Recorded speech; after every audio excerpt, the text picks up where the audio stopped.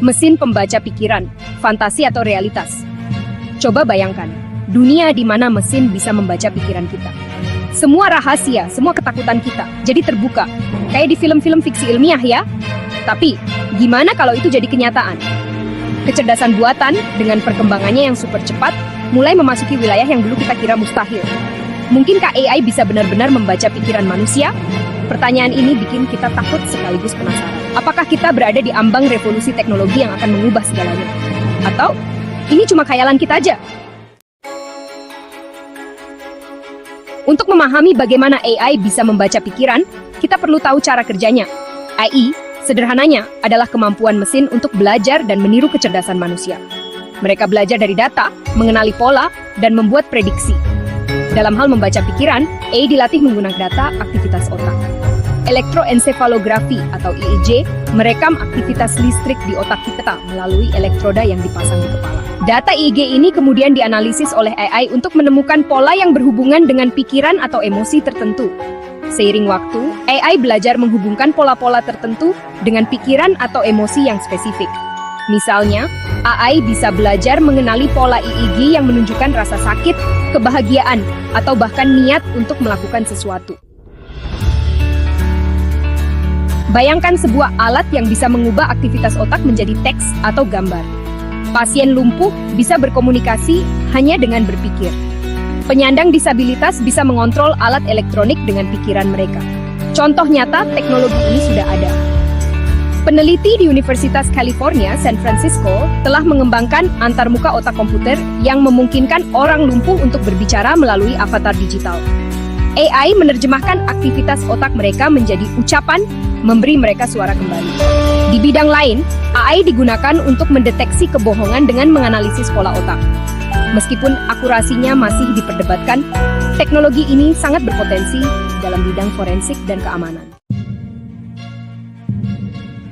Dilema etika AI pembaca pikiran. Kemampuan membaca pikiran membuka banyak masalah etika. Privasi menjadi kekhawatiran utama. Jika AI bisa membaca pikiran kita, siapa yang berhak mengakses informasi itu? Bagaimana kita melindungi pikiran kita dari akses yang tidak sah? Bayangkan dunia di mana pikiran kita bukan milik kita lagi. Pemerintah atau perusahaan bisa memanipulasi pikiran kita untuk kepentingan mereka. Kebebasan berpikir yang sangat penting dalam masyarakat demokratis terancam.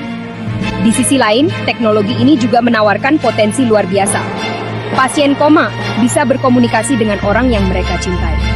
Penderita gangguan mental bisa menerima diagnosis dan perawatan yang lebih efektif. Namun, penting untuk menetapkan batasan etika yang jelas untuk mencegah penyalahgunaan. Masa depan yang terbuka lebar, potensi AI dalam mengurai pikiran. Di luar kekhawatiran, AI pembaca pikiran juga menjanjikan masa depan yang cerah.